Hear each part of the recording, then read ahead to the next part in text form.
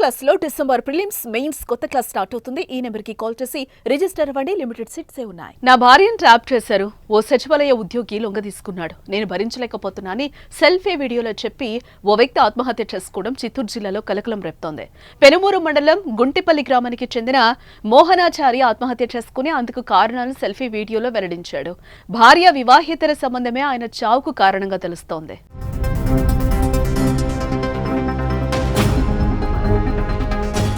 మోహనాచారికి కొన్నేళ్ల కిందట వివాహం కాగా దంపతులకు 8 ఏళ్ల కుమారుడున్నాడు.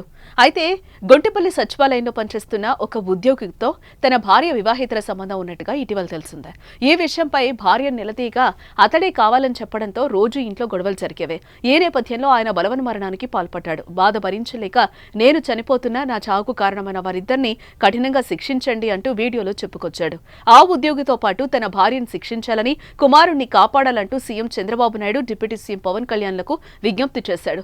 ఆదివారం అర్ధరాత్రి 2 గంటలకు వీడియోలో మాట్లాడి స్నేహితులకు ఆ వీడియోను పంపాడు. సోమవారం ఉదయం 6 గంటలకు గ్రామ సమీపంలోని క్వారీలో దూకాడు. క్వారీలో దూకే సమయంలో గమనించిన ఓ యువకుడు సమాచారం ఇవ్వగా తీవ్ర గాయాలతో ఉన్న మోహనాచారిని గ్రామస్తులు తిరుపతి రుయా ఆసుపత్రికి తరలించారు. అక్కడ చికిత్స పొందుతూ సోమవారం మధ్యాహ్నం మరణించాడు. మీకు మీ భర్తకు మధ్య ఏమన్నా ఎప్పుడైనా గొడవలు జరిగిందా? ఇప్పుడు సార్ మొన్న ఈ మధ్యలో గొడవ అయింది సార్. ఎన్ని రోజుల్లో గొడవ పడుతా ఉన్నారు? ఒక నెలగా అయింది సార్ గొడవ. ఒక నెలగా. ఎందుకోసం అని? పింఛన్ కోసం సార్ తో మాట్లాడుతున్నా అనుమానం వచ్చింది సార్.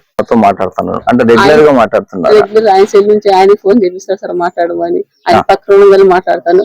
ఆయన కూడా పిలుచుకొస్తారు సచివాలయం కూడా. మీ భర్త కూడా పిలుచుకోమొస్తాడు సార్. నిన్న కూడా ఫోన్ చేసి మాట్లాడు పింఛన్ అడగదాము పిలుచుకోమోతా అన్నాడు. నేను రాను అనుమానం ఇచ్చినాం అనేసి మా అమ్మాయిలు కూడా మధ్యస్థం చెప్పి నాకు వెళ్ళని తప్పు చేయలేదు నేను అనుమానం పడి అడిగాను అని చెప్పాను సార్.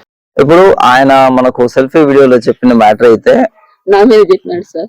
మీ మీదే చెప్పారు. కాకపోతే మీ అతను బామ్మర్ది భార్య కూడా ఈ విషయం తెలుసు అని మధ్యస్థం తెలుసు సార్. ఇలా చేసి అనుమానం వచ్చి అడిగాను మీ వదిలిని నాకు వెళ్ళని తప్పు చేయలేదు విద్య అని ఆ పాపకు కూడా చెప్పినాడు సార్. ఆ పాపకు కూడా ఏం తెలుసు సార్.